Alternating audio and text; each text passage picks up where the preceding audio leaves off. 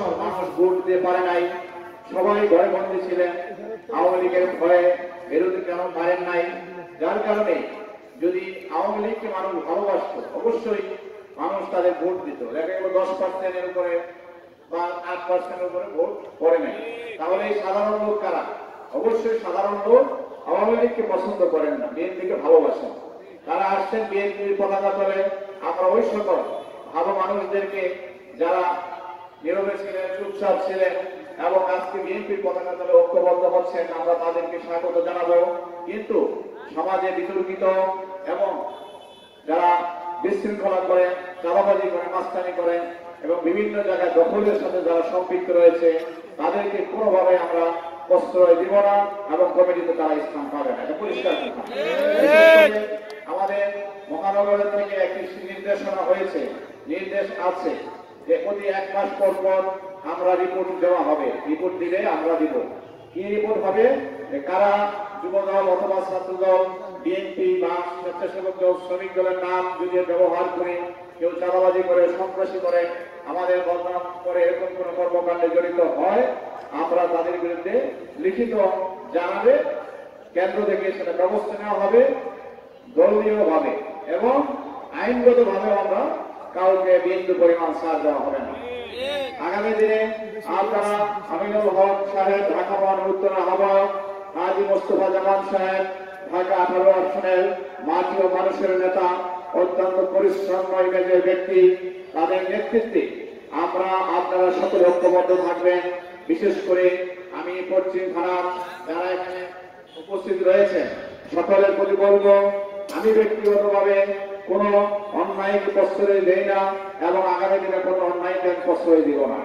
বিশেষ করে এই পশ্চিমে কি হয়েছে, আবির হাসানের নেতৃত্বে ইভেন এখানে যারা অনেক কয়েকদিন আগে রাজলক্ষ্মীর এক ব্যবসায়ী মাঝেরকে জনতা ধরে পুলিশে সোপর্দ করেছে। আপনারা আইন নিজের হাতে তুলে নেবেন না। উত্তরার মতো বিজাত এলাকায় অনেক আওয়ামী সন্ত্রাসী অথবা আওয়ামী গুপ্তচরেরা বিভিন্ন বাসায় আসেন, এগুলো লক্ষ্য রাখবেন। প্রত্যেকটা বাড়ির মালিকের খেয়াল রাখবেন আশেপাশে কোন বাড়ি থেকে ঢুকছে, কে বের হচ্ছে। যারা অন্যায় অপকর্মের সাথে জড়িত এবং এই দেশের অর্থ লুটপাট করেছে তাদেরকে ধরে আইনের হাতে সোপর্দ করবেন এবং আইন শৃঙ্খলা বাহিনী যারা রয়েছেন তাদের প্রতি অনুরোধ করবো আমরা, আমাদের দলীয় নেতা কর্মী যাতে নিজের হাতে আইন তুলে না নেয়। আপনারা প্রত্যেকটা অন্যায়, ষড়যন্ত্রকারী এবং যারা অপকর্মের সাথে জড়িত তাদেরকে আপনারা চিহ্নিত করে আইনের ব্যবস্থা গ্রহণ করুন। এবং বিশেষ করে আগামী দিনে এই ঢাকা 18 আসনের যারা নেতৃত্বে আমরা রয়েছি, দেশনায়ক তারেক রহমানের বক্তব্য, নেতারা যারা রয়েছেন আপনারা মনোযোগ দিয়ে শুনবেন, খেয়াল করবেন। উনি চাচ্ছেন আমাদের মধ্যে, সকল নেতার মধ্যে যাতে পরিবর্তন আসে। আমাদের ভুল ভ্রান্তি থাকতেই পারে, আমরা তো মানুষ, সকলেই সব কিছুর পরিবর্তন করে আমরা পরিশুদ্ধ হয়ে বিএনপিকে নেতৃত্ব দিব, যাতে মানুষ আমাদেরকে ভালো বলে এবং মানুষ আমাদেরকে ভালোভাবে গ্রহণ করে।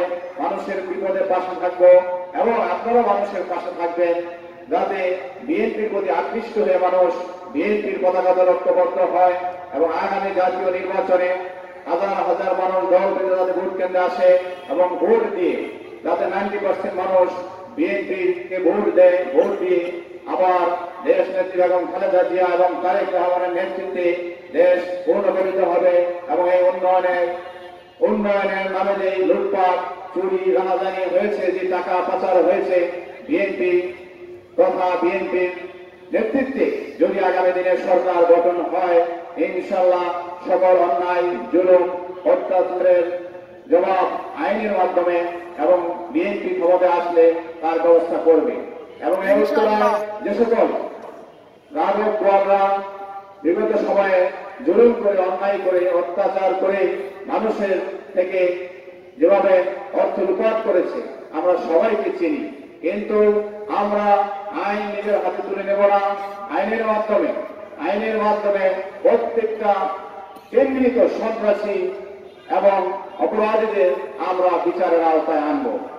এবং এই কথাটি দায়িত্বহীন ভাষায় বলতে চাই যারা বিএনপির সাথে যুক্ত রয়েছেন, অঙ্গ সংগঠনের সাথে যুক্ত রয়েছেন, কোন অন্যায় অরাজকতা অপকর্মের সাথে নিজেকে জড়াবেন না। জড়ালে আমরা কাউকে বিন্দু পরিমাণ ছাড় দিব না। এবং এই উত্তরা থাকবে একটি নিরাপদ শহর। এখানে অনেক টোকাই, আমি বিশেষ করে সেক্টর কল্যাণ সমিতির যারা রয়েছেন, সেক্টরবাসী যারা রয়েছেন, তাদেরকে মসজিদ কমিটির গুলো যারা রয়েছেন, আপনাদের অনুরোধ করব, আগামী দিনে আসুন আমরা ঐক্যবদ্ধভাবে এই সমাজকে বিনির্মাণ করি, সুন্দর একটি সমাজ হবে। এখানে কোনো চাঁদাবাজি, কোনো সন্ত্রাসী, মাদকের আখড়া যাতে না থাকে, এ এলাকা হবে সন্ত্রাস মুক্ত, কিশোরগঞ্জ মুক্ত। এবং আগামী দিনে আমাদের মহানগর বিএনপির সভাপতি আহ্বায়ক আমিনুল হক এবং মোস্তফা জামানের নেতৃত্বে ঐক্যবদ্ধ হয়ে এলাকাকে মাদক মুক্ত, সন্ত্রাস মুক্ত সমাজ নির্মাণে একসাথে আমরা কাজ করব। আমি একমাত্র আল্লাহ রাব্বুল আলামিন ছাড়া অন্য কাউকে বিন্দু পরিমাণ ভয় করি না। আপনারা যদি আমার পাশে থাকেন, উত্তরা হবে সন্ত্রাস মুক্ত উত্তরা। ঐক্যবদ্ধভাবে আমরা এই উত্তরায় বসবাস করব। স্থানীয় বলে কোনো শব্দ নেই। আমরা যারা উত্তরায় বসবাস করি সবাই দেশের নাগরিক। আমরা এই সমাজকে একসাথে বিনির্মাণ করব, একসাথে পথ চলব। আমি আমার বক্তব্য আর দীর্ঘায়িত করব না। এখানে যারা আজকে এই রাতের বেলা এখানে বিভিন্ন থানা থেকে সিনিয়র নেতৃবৃন্দ উপস্থিত হয়ে আমাদের এই পশ্চিম থানার প্রোগ্রামে সময় দিয়েছেন, সেজন্য আজকে যারা এই অনুষ্ঠান আয়োজন করেছেন সবাইকে আমি ধন্যবাদ জানিয়ে